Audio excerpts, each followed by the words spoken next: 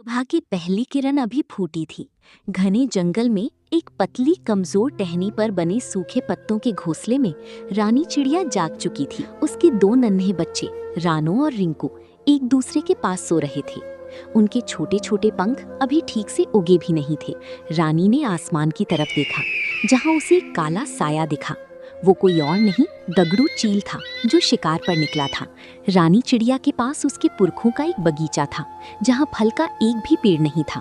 वो बगीचा बांस के पेड़ों से भरा था। रानी चिड़िया उन पेड़ों का बड़े अच्छे से ख्याल रखती थी, जबकि जंगल के सभी पक्षी उसका मजाक उड़ाते थे। उसे डर था कि उसका कमजोर घर शिकारी से उसके बच्चों को बचा नहीं सकता। मगर अपना और अपने बच्चों का पेट भरना है तो दाना तो लाना ही पड़ेगा।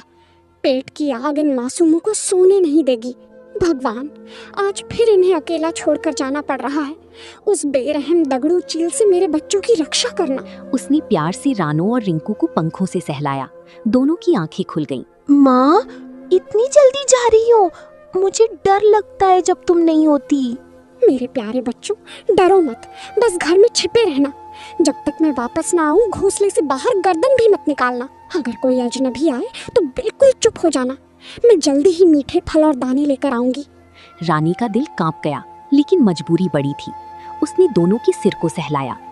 रानी ने एक आखिरी बार अपने बच्चों को देखा और भारी दिल से उड़ान भर ली। उसे क्या पता था कि आज उसके बच्चों पर क्या कयामत आने वाली है। दोपहर होते ही आसमान में साया दिखने लगा। वो दगड़ू चील था। उसकी नजर रानी की कमजोर घोंसले पर पड़ी। आज तो रानी चिड़िया घर पर नहीं है। उसके दो रसीले नर्म बच्चे अकेले हैं। आज का दोपहर का भोजन बहुत स्वादिष्ट होने वाला है। जैसे ही चील ने अपनी नुकीली चोंच बढ़ाई, रानू ने अपनी पूरी ताकत समेटी। डर ने उसे उड़ने की हिम्मत दे दी। कहाँ जाओगी नन्ही चूजों? मेरी चोंच से आज तुम्हें कोई नहीं बचा सकता। बच्चे जान बचाकर सीधे उड़े। ठीक बगल वाली मजबूत पेड़ पर बंटी कबूतर का पक्का और सुरक्षित घर था। बंटी कबूतर अपने दरवाजे पर ही बैठा था। बच्चों को हाँफते हुए आते देख वो तुरंत समझ गया। रानो और रिंकू, अंदर आओ, जल्दी अंदर आओ। जैसे ही बच्चे अंदर घुसे, बंटी ने अपने घर का मजबूत लकड़ी का दरवाजा बंद कर लिया। दगड़ू चील सीधे दरवाजे से टकराया। बंटी कबूतर, दरवाजा खोल, ये मेरा शिकार है। भाग जा यहाँ से दगड़ू चील। मेरे जीते जी तू इन बच्चों को हाथ भी नहीं लगा सकता। अगर तूने और परेशान किया तो मैं पूरे जंगल के पक्षियों को इकट्ठा कर लूंगा। तो क्या हुआ, अगर बच्ची नहीं मिली तो मैं इनका नामो निशान मिटा दूंगा। चील ने अपनी मजबूत पंजों से रानू की तिनकी से बनी घर को नोच डाला और उसे हवा में बिखेरकर वहां से उड़ गया। शाम को रानी चिड़िया चोंच में दानों का गुच्छा दबाए खुशी खुशी वापस लौटी। लेकिन जैसे ही वो अपनी टहनी के पास पहुंची, उसके पैर कांपने लगे। तुम ठीक हो? भगवान का शुक्र है। मुझे लगा मैंने तुम्हें खो दिया। रानी बहन, हौसला रखो। दगड़ू चील ने हमला किया था, लेकिन बच्चे समझदारी से मेरे घर आ गए, पर दुष्ट ने तुम्हारा घर तबाह कर दिया। तभी अचानक आसमान में काली बादल छा जाती है। ठंडी हवाएं चलने लगी और देखते ही देखते मूसलाधार बारिश शुरू हो गई।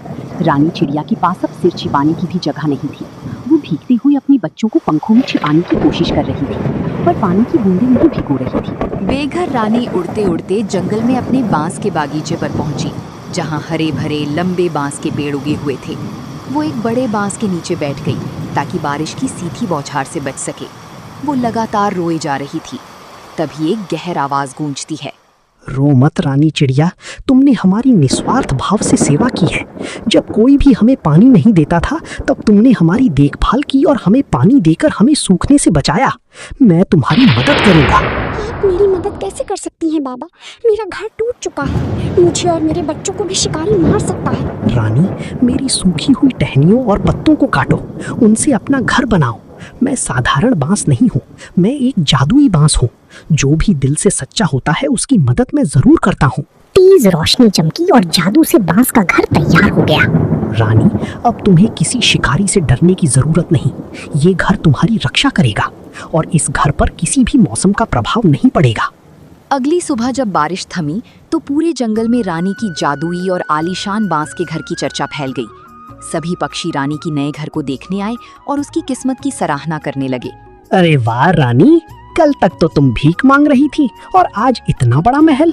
ये घर तो इस जंगल की सबसे ऊंची शान है, पर मुझे लगता है ये घर तेरे जैसे छोटे पक्षी के लायक नहीं है। इस पर तो मेरा हक होना चाहिए। चुप कर कालू, जब रानू मुसीबत में थी तब तू कहाँ था? अब उसके जादुई घर को देख तेरी लार टपक रही है। तुम बीच में मत बोलो बंटी। रानी सीधे सीधे ये घर मुझे दे दे, नहीं तो मैं इसे तोड़ दूंगा। वैसे भी तू इतनी कमजोर है, मेरा क्या मुकाबला करेगी? राजू कौवा ने रानी को डराकर भगाने के लिए जादुई बांस के घर पर झपटा मारा। उसने अपनी चोंच से घर की दीवार पर वार करना चाहा। अभी तोड़ता हूँ। मेरी चोंच टूट गई। उफ, मेरी चोंच टेढ़ी हो गई। अरे बाप रे, ये घर तो बड़ा ही खतरनाक है। हमें इससे बचकर रहना पड़ेगा।